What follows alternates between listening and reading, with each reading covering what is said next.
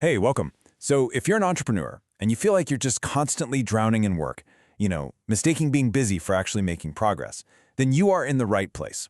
Today, we're going to dive into the big strategic ideas from Dan Martell's Buy Back Your Time and figure out how you can get your freedom back and build an empire without completely burning out. Let's just kick things off with this quote right here. If your business depends on you, you don't own a business, you have a job. Oof. Does that hit a little too close to home? For so many founders, that is the uncomfortable truth. You're basically working for a crazy person, and that person is you. And that is the core problem we're here to talk about. So what is this trap exactly? Well, it's this invisible line that every single growing entrepreneur eventually hits. It's called the pain line. And believe me, it's that breaking point where the stress of trying to do it all just becomes totally and completely overwhelming. And look, we're not just talking about feeling a little tired here. The pain line is about serious burnout. It usually comes from that toxic get-shit-done hustle culture. I mean, take the real-life story of Stuart, an entrepreneur who was so overwhelmed he started having actual panic attacks. When you hit this point, you've really only got a few choices. You either change how you do things or your growth just stops dead. You might even end up sabotaging your own business just to make the pain stop. So, how in the world do you get past this pain line? Well, it takes a really fundamental shift in how you think about your business, and it all starts with the book's core principle. And here it is, the big idea, the buyback principle. The rule is incredibly simple, but it changes everything. Here it is. Don't hire to grow your business. Hire to buy back your time. See how that reframes everything? Hiring is no longer just an expense for growth. It's a strategic investment in your own freedom and your own focus. It's really all about making a trade-off. You're using the money your business makes to buy back the hours you're wasting on tasks that don't move the needle. This is what frees you up to pour all of your energy into the work that actually drives the business forward and, just as important, the work that actually lights you up. Okay, but this brings up the million-dollar question, right? Before you can even think about what tasks to delegate, you have to get really clear, really specific about what an hour of your time is actually worth. And there's a tool for this. It's called the buyback rate, and it makes the decision totally mathematical, not emotional. The formula couldn't be simpler. Just take your total annual earnings and divide that number by 2,000, which is about how many hours are in a standard work year. The number you get is your hourly rate. And that number, that becomes your new filter for everything. If a task can be done by someone else for less than your rate, you should not be the one doing it, period. All right, so once you know your rate, how do you figure out what to delegate? Like what actually goes on the chopping block?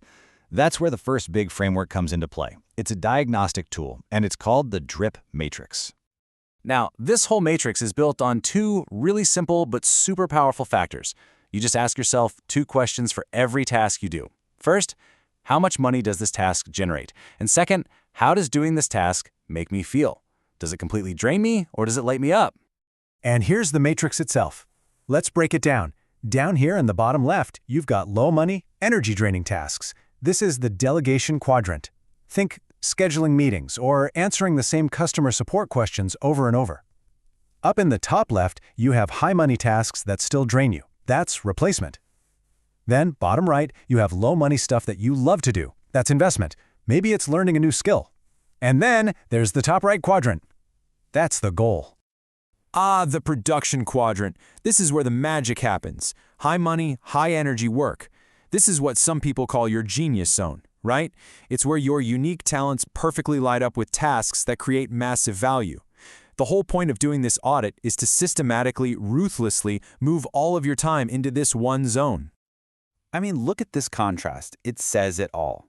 Are you spending your day answering repetitive emails, a classic delegation task?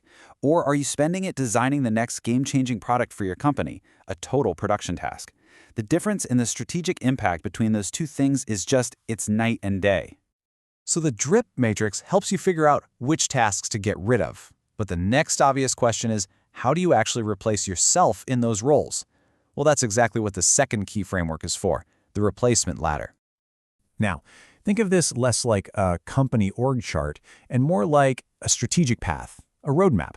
It's a step-by-step blueprint for how to methodically buy back your time, one piece of the business at a time, starting with the absolute easiest stuff to hand off. Okay, so the ladder has 5 rungs. You start at the very bottom, rung 1, by hiring an assistant to handle all the admin stuff, your inbox, your calendar. Then you move up to rung 2 and replace yourself in delivering your product or service. From there, it's marketing, then sales, and finally at the very top, you build a leadership team to replace yourself in the day-to-day running of the whole show. What's so amazing about this ladder is how it connects directly to your emotions, to how you're feeling. If you're feeling stuck, that's a giant red flag that you need to hire for admin. If you're feeling stalled, it's probably time to replace yourself in delivery. And as you climb this ladder, you move away from that feeling of friction and you move towards freedom. And at the very top, you find that state of flow, where you are operating entirely in your genius zone.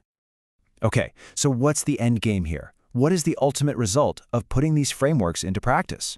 Well, it's about achieving something Martell calls the buyback life. This quote from Rob Hill just nails it, doesn't it? My goal is to build a life I don't need a vacation from. It's not about escaping your work. It's about designing your work and your life so perfectly that you never feel the need to escape in the first place. Because, at the end of the day, these frameworks, they're so much more than just clever productivity hacks. They are a system for building a business that actually serves your life, giving you the time and the energy to go after your biggest dreams, all while operating at your absolute best. So I want to leave you with this one question. After everything we've talked about, what is the one task that's sitting in your delegation quadrant, that low-value, energy-sucking thing that you are going to get off your plate this week? Because real strategic change doesn't start with some huge grand plan. It starts with that first simple trade.